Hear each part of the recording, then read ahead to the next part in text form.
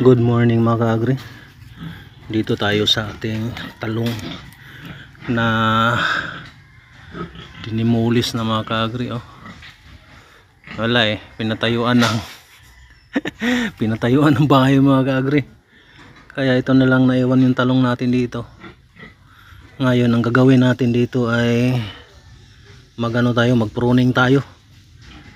Ito mga kaagri, ano na to parang pataba na organic yan organic na pataba.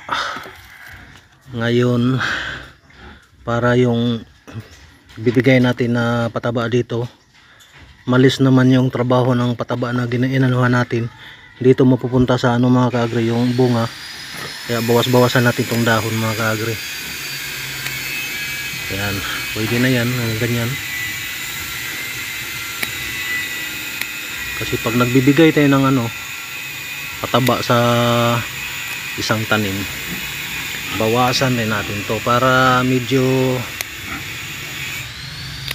dito mapupunta sa talaga, sa bunga. Yan, maraming bunga yan mga kaagri. Kaso dinimolis isa pa nalalaglag yung mga yung mga bulaklak ba, kasi tinitira ng yung tawag dito sa amin mayang bungol or yung ibon na bingi ba. Ayan, sayang rin to. Pwede pa mamunga ng to mga kaagri, pwede pa mamunga ng matagal to Ayan, pruning ba ito, tinatawag na pruning, pagtanggal sa mga dahon mga kaagri. Pwede na yan, mga ganyan mga kaagri, pwede na yan. Mataba tong lupa mga kaagri. Tingnan mo yung natin, ginting-ginting yan na daganan. Yan yung mga nagtatrabaho sa bahay.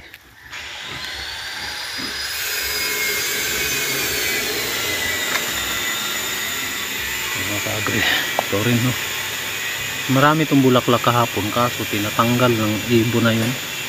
Loko talaga itong ibon na yun mga kaagri.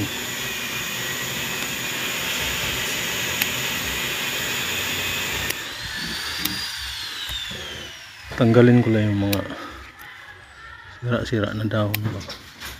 Sayang rin itong mga kaagri, namumunga. Yan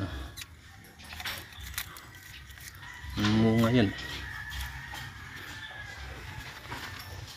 Yan yung meron pang isa dito mga kaagri. Ito kaya pang buhay ito Yan, talong rin yan. Kamuti-muti namin dito. Kamuti ba, kamuti.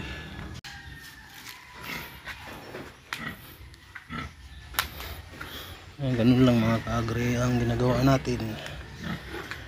Kaya lang ating video ngayon. Marami pong salamat sa panonood. God bless.